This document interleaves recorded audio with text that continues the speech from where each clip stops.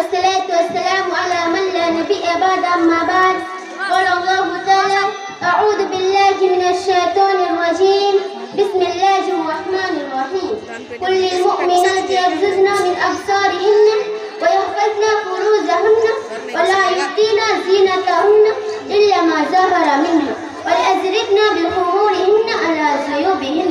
سورة النور آیت نمبر 31. صدر انجمن محترم صاحبان مفتی قاسم چچا اکرام اور باہر سے آئے ہوئے مہمانان اور سامنے بیٹھے ہوئے پیارے ساتھیوں، آج کے اس سالانہ انجمن میں جس موضوع پر آپ لوگوں کے سامنے بولنے کی جسارت کرتی ہوں وہ ہے عورت پردہ اور لباس.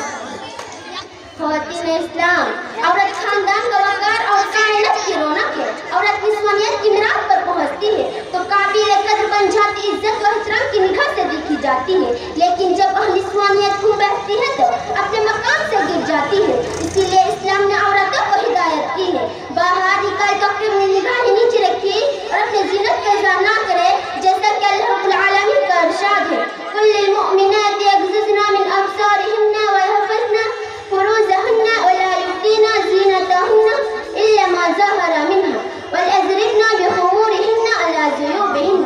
سورة النور آیت نمبر 31. مسلمان عورتوں سے کہو کہ وہ بھی اپنے نگاہیں نیچے رکھے اور اپنے زینت کا اظہار نہ کرے سوائے اس کے جو ظاہر ہیں اور اپنی غریبانوں پر اپنی ہوئی نہ ڈالے رہے. زینت سے مراد والو اور جوہرے ہیں جو عورت اپنے حسن جمال میں مزید وسعت پیدا کرنے کے لیے پہنتی ہے، جس کی تاکید انہوں نے اپنے شوہروں کے لیے کیے گئے ہیں اور غیر مردوں کے لیے ممنوع ہے. جی مومنی بہنوں، تبرج کا معاشرے کی خرابی میں برا داخل ہے. تبرج کا معنی کھول جانے اور ظاہر ہونے کے ہے.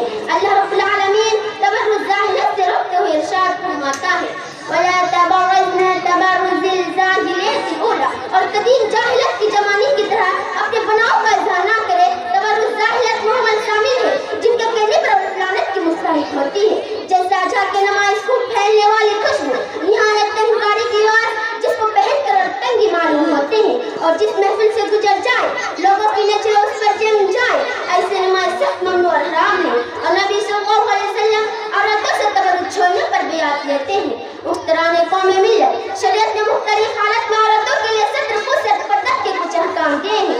نمبر 1، نماز کی حالت میں چہرہ اور دونوں ہاتھوں کے علاوہ پورا جسم مکمل طور پر چھپا رہنا چاہیے. نمبر 2، عورت جس کپڑے میں نماز پڑھے اتنے لمبا ہو کے رکوع اور سجدہ کی حالت میں پیروں کا اوپری حصہ چھپا رہے. نمبر 3، نماز کے علاوہ دوسری حالتوں میں بھی عورت کا بدن کا حصہ چھپا رہنا ضروری ہے. اگر کام کاج یا کسی معاملہ میں گواہی کے وقت چہرہ یا ہاتھ دکھانے کی ضرورت ہو اور اگر ڈاکٹر جسم کے متاثر دیکھنا چاہے تو گھر کی کسی فرد کی موجودگی میں دیکھ سکتا ہے، کیونکہ مجبوری کی حالت میں شریعت کو اس کی اجازت دی ہے.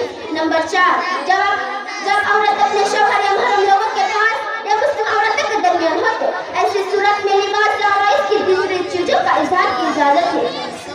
اسی طرح جن معاملات نہ کی بچہ اور نہ کی صرف قسم کے لوگ جو شہوانی شعور نہیں رکھتے ان سے پردہ نہیں ہے، لیکن مزدور اور خادموں سے پردہ ضروری ہے.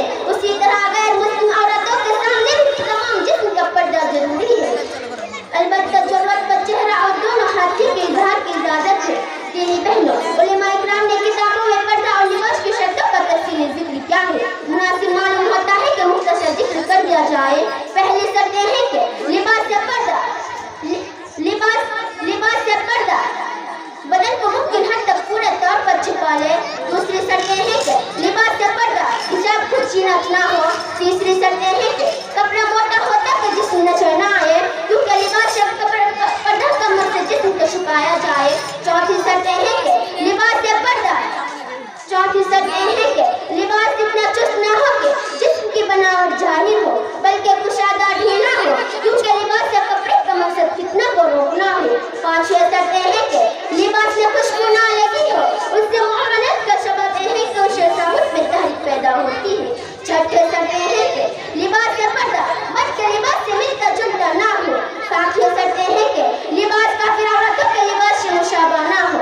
آٹھویں شرط یہ ہے کہ لباس سے پردہ شہرت کا باعث نہ ہو. آخر میں اللہ رب العالمین سے دعا ہے کہ ہم سب کو لباس اور پردہ کے اسلامی آداب و احکام پر عمل پیرا ہونے کی توفیق دے. آمین. وآخر دعوانا الحمدللہ رب العالمین. السلام علیکم ورحمۃ اللہ وبرکاتہ. وعلیکم السلام.